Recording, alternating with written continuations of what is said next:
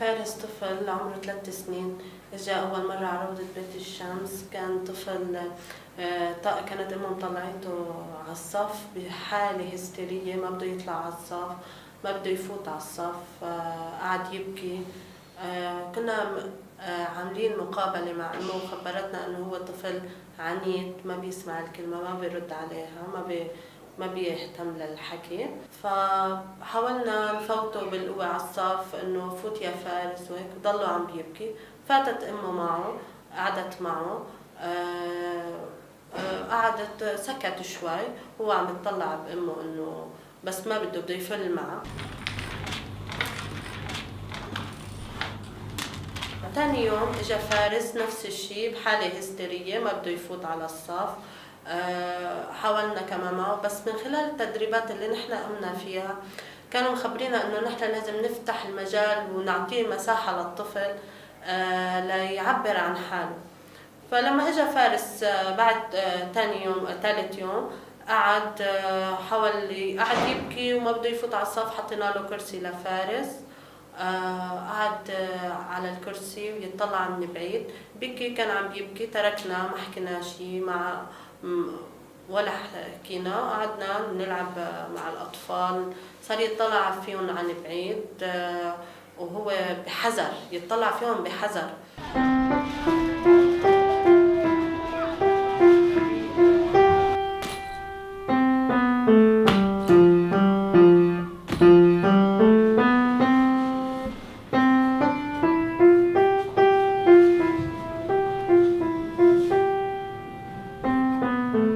فارس ابني هو أصغر ولد بولادي، أنا عندي بنتين وصبي، وفارس أصغر واحد فيهم. ففارس هو ولد كتير مزاجي، بيبكي على أي شيء بده إياه، اللي بده إياه بده يصير. فحتى ألعابه كمان، يعني إذا بده يلعب بالألعاب ما بيلعب بطريقة منتظمة، بيلعب شي هون شي هون شي هون شي هون، وبس يجي وقت الضبة بيقبل يضبهم، أو خلص إنه هو رأيه بده يمشيه على أخواته، ودائما هو مفكر حاله إنه هو ولد كبير يعني. لحتى سمعت إنه مخيم شتيلة في روضة جديدة بدها تفتح اسمها روضة بيت شمس.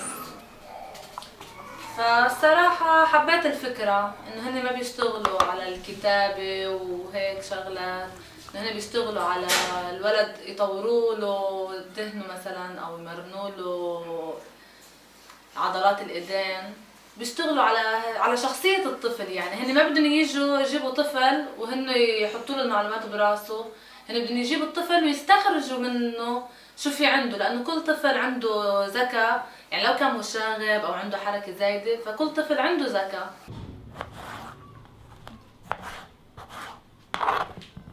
فمرة على النشاطات اللي بيعملوها، على الألعاب، على الأسلوب المعلمات. طبعا المعلمات كانوا إنه هن عاملين دورات وهيك لحتى يتعاملوا مع هدول الأطفال. ففارس شوي شوي صار يتغير، طريقة كلامه تتغير مع أخواته. لا أكيد ما تغير 100%، بس عم بيتحسن، وإن شاء الله سنة عن سنة بصير يتحسن أكتر.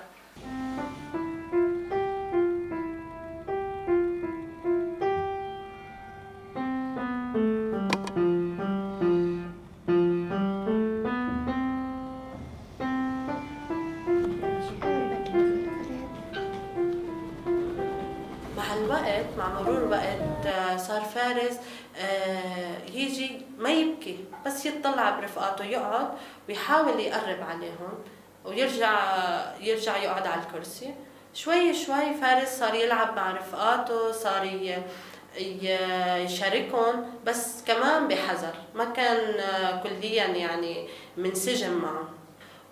حتى النشاطات اللي كان يقوم فيها ما يقبل كليا ينهيها. مع الوقت تعلم فارس ينهي النشاطات، وبالعكس كان كتير مبسوط وسعيد بهالموضوع، وخاصة نشاط الفلتنج أبدا ما كان يعني له. مع الوقت صار يحب يكمله. مس أنا بدي، شوفي يا مس أنا بسرعة كيف عم بشتغل، شوفي يا مس طلع علي كيف عملت هالنشاط. يعني صار متشجع كتير يشارك رفقاته ويشاركنا، وكتير يحب يشتغل معنا. كل الاشياء والنشاطات كان بدها صبر مع فارس. ونحن من خلال الاهل، امه لفارس حكيناها، قالت لنا قد ايه هو مبسوط وقد ايه متشجع يرجع على الروضه، لدرجه مره بقول لها انه بدي انام بالروضه، خليني انام بالروضه. فكل هالشيء بنت ثقه بيننا وبين امه لفارس، وخاصة سلوكه تغير كليا بالبيت، صار يحب يساعدها، يحب يسمع كلمتها، يتعاون معها.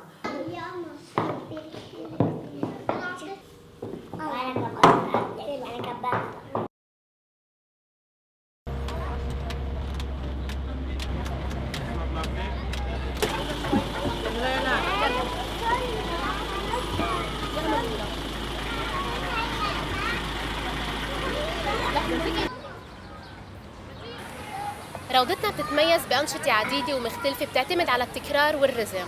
عندنا مثلا المورنينج سيركل، هي عبارة عن أغاني متعددة إن كان بالإنجليش أو بالعربي، بتخدم المحور يلي إحنا حنشتغل عليه.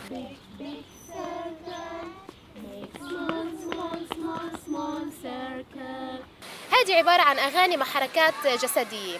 يعني مثلا إذا بده الطفل يتعلم مفردة أو تعبير أو عبارة، بدنا نقول مثلا God make the sun، بيعمل شكل الصن. لما يعمل الجستر، الحركة الجسدية اللي بتدل على الصن، هيدي بتسهل عليه إنه يكتسب المعلومة بكل سهولة وبتركز بذهنه. وحتى نشاط اللعب اللي هو أساساً تركيز كتير على شخصية الطفل، بتنمي جسده، بتنمي له خياله. فإذا لعب الطفل، لنفترض أنه لعب بالرمل، اللعب بالرمل هذا الشيء بيعطيه سعادة مطلقة، يعني ما بيحس فيها إلا الإنسان اللي هو عايش بهاي المرحلة.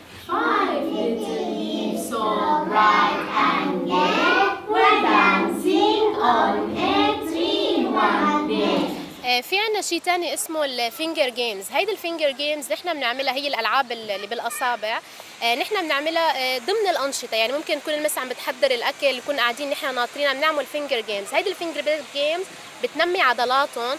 مثلا بده يتعلم من خلالها الاعداد فور اكزامبل، او بيتعلم من خلالها اسماء حيوانات او اي شيء مثلا، او تسلسل الاعداد 5 4 3 2 1 من خلال الاغاني ومن خلال الحركات الاصابع يلي بيقوم فيها.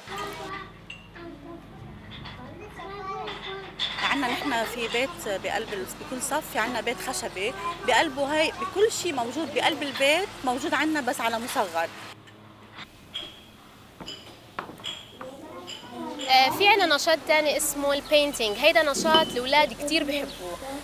لما يحضر الطفل يبلش يحضر الطاولة مع المربية، بيحمل التلوين بيكون جامد. لما يجي المي بيحط المي بقلب هيدا الوعاء ويحركهم بيصير سائل. هون اكتسب أضداد سائل جامد. لما يبلش الطفل يرسم بالريشة، بيمسك الريشة بطريقة كتير سلسة وناعمة، وبيكون في رواق، وبتكون المربية عم بتدندن، وبيكون عم بيغني بكتير هدوء ورواق. هيدي مسكة الريشة للطفل، لما يمسك الريش ويصير يحركها بهيدي الطريقة، هيدي كتير بتساعده لقدام انه يقدر، بتسهل عليه يمسك القلم بكره ان شاء الله بس يصير بالمدرسة، بتنمي له عضلات ايديه. في عنا كمان نشاط المطبخ اللي هو بفوتوا الاولاد كل اسبوع مرة عليه. هذا النهار بيكون عندهم بدهم هن يعجنوا، بدهم يحضروا طحين ويحطوا الاشياء المواد كلها، لانه وقتها نمزج مادتين مع بعض كيف بيطلعوا. بيركز على قصه المالح والحلو. كمان هذا تحريك لاصابع ايديهم، تمرين لعضله الايد للمعصم، تركيز بين عينه وبين ايده، بيكون عم يركز هو وين عم يعمل هذا الشيء. في عندنا نشاط كمان بياخذ وقت طويل مع الاطفال اللي هو نشاط الفلتنج. شو نشاط الفلتنج؟ هو عباره عن صوف طبيعي عديد الالوان. بيحضروا الاطفال، بيختاروا الالوان يلي بدهم اياها وبيحطوهم فوق بعضهم. بنكون نحن محضرين المي والصابون. ببلش بياخذ الرغوه من الجات اللي محضر وببلش يحط على قطع السوق وبلش يعمل يحرك بايده بهيدي الطريقه المنتظمه. هيدا الشيء بيكتسب منه صفه الصبر، انه خلص بده ينهي هالشيء اللي عم يعمله، فخلص بصير انه انا بدي يكون صبور. في عنا نشاط القصة، واللي هو نحن بنحكي القصة للولد بطريقة انه بيكون على الارض في مجسم عليه الشخصيات اللي عم تتحرك. هاي الشخصية بتكون المعلمة عم تحركها وعم تحكي القصة، فالولد بيكون قاعد وناطر انه وين بدها توصل هاي، وين بدها تروح. المفردات والتعبير اللي بتستعملها المعلمة كثير بتنمي له غويا. حتى امرار بيكون في بالقصة مغزى، انه مثلا يتعلم على الصدق، على التسامح، على التفاهم، على حب الغير، على عدم الأنانية. كل هاي المفاهيم تبرق من خلال القصة. في عنا نشاط تاني اللي هو ري المزروعات اللي بنعمله عادة على السطح. هيدا نشاط حلو كتير والاولاد كتير بحبوه. بيطلعوا كل يوم الصبح انه اول شيء بدهم يطمنوا عنه على الزريعه اللي احنا حاطينهم على السطح، وبيعبوا المي وبيصيروا يسقوها، اضافه الى انه صاروا يزرعوا حبوب خيار فجل وهيدا الحبق. فكل يوم فيهم كل يوم بيسقوهم. بيسقوهم كل يوم، بيهتموا فيهم، فكل يوم بعد يوم عم يكبروا الزريعه معهم.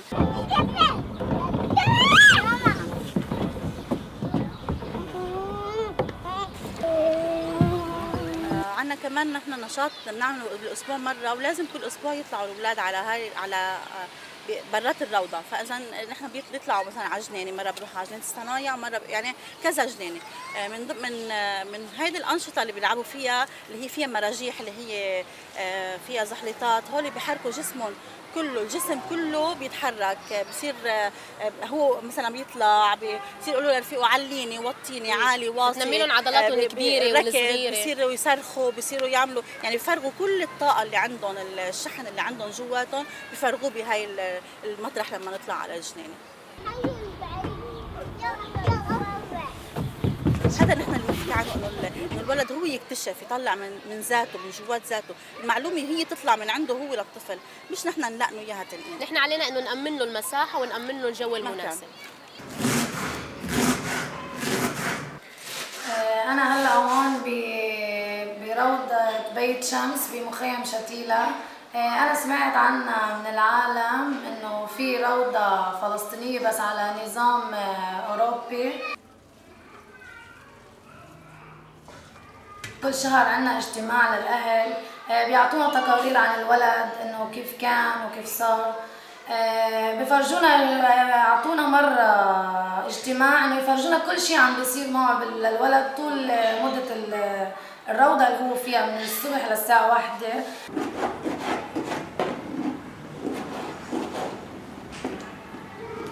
كل يوم في أنشطة يومية، ومع الأهل كمان عندنا أنشطة إحنا كمان، مثل الطبخ. كل يوم في أم تيجي بتطبخ. هذا الطبخ بالنسبة للولد عشان يحس حاله إنه هو بالبيت مع أمه، بيشوفها كل يوم. ومن خلال هاي الأنشطة الولد بصير يتعود كمان على الروضة وبصير يحبها. وهاي الطبخ كمان حتى يتأكد الولد، نتأكد إحنا إن هو عم ياكل غذاء صحي، والأكل بخليه كتير يركز كمان بالروضة.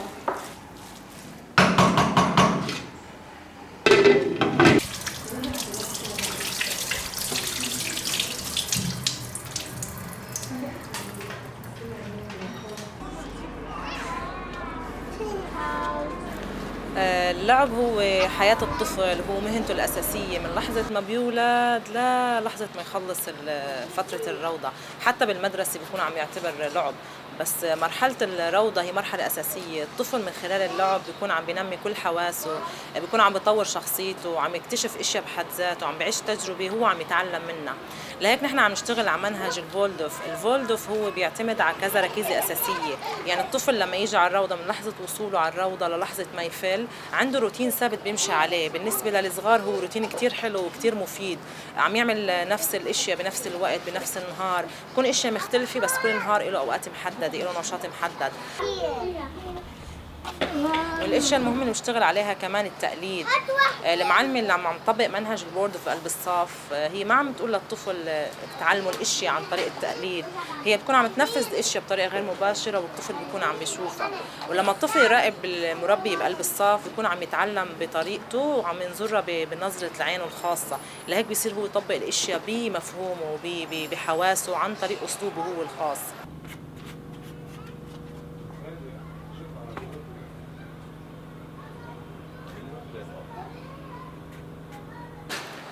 وولدف بيشتغل بدرجة أساسية على منهج اللعب اللي هو اللعب الموجه واللعب الحر. اللعب له ساعات كتير كبيرة عنا. اللعب بتغذي الطفل، بغذي له دماغه. الطفل انت عم تكب قدامه العاب مش اصطناعيه بقلب روضه بيت الشمس، عم تكون العاب مش محدوده مثل الخشب اللي هو اشياء بتكون مفتوحه.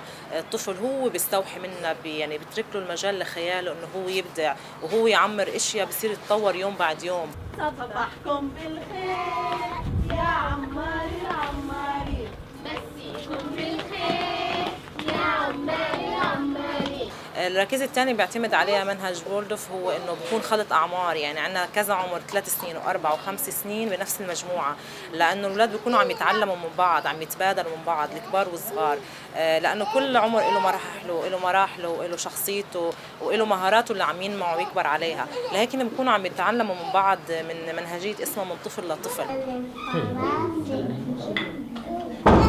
السنة الجاية سنة 2017 إذا الله راد روضة بيت الشمس عم تجهز صف أو غرفة بالأحرى بنقولها خاصة بالطلاب اللي هن آخر سنة حيكونوا موجودين عنا بدهم يروحوا على المدرسة. هذا الصف خاص لنعلمهم الأحرف والأرقام اللي هي آخر سنة، وتأجل لآخر سنة لأنه أول سنتين عم نشتغل أنشطة وعم نشتغل على مهارات وشخصية الطفل، حواس الطفل عم نغذيها حتى آخر سنة يكون جاهز يلقط الأحرف والأرقام بكل سهولة، حتى يروح على الصف الأول بالأونروا يكون قادر يقرأ ويكتب وماشي مع رفقاته بالمنهج النمط التقليدي. نحن صح نقلنا المنهج وولدف على شتيلة بروضة بيت الشمس، بس نحن ما لغينا الناحية الاجتماعية والهوية الفلسطينية والناحية الدينية والثقافية بقلب الروضة، لأنه عم نشتغل على الأنشطة الثقافية. شوف عنا أنشطة اجتماعية، أنشطة دينية مثل مولد الرسول. من الناحية الهوية الفلسطينية أنشطة مناسبات فلسطينية وعم تتنفذ عنا بقلب الروضة لا عمر الأطفال. حلمنا البعيد اللي بنحلم فارغ الصبر ان شاء الله يكون في بمدارس الأونروا المنهج اللي بنشتغل عليه بوولدف حتى يكفي التطور الرائع والهائل اللي عم تبرز نتائجه على الصعيد النفسي والاجتماعي وعلى صعيد سلوكيات الاطفال بقلب روضتنا.